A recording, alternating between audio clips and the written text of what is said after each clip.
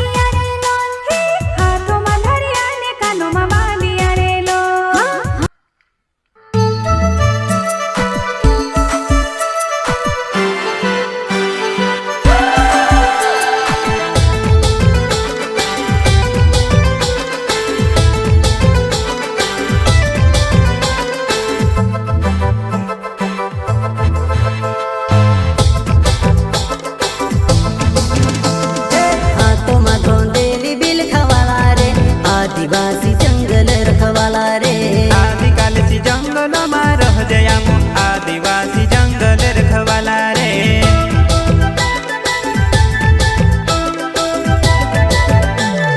चल जंगल जमीन काज पूजे रे आदिवासी दुनिया ने रखवाला रे बाप देव खतरी काज पूजे रे आदिवासी सबसे निराला रे।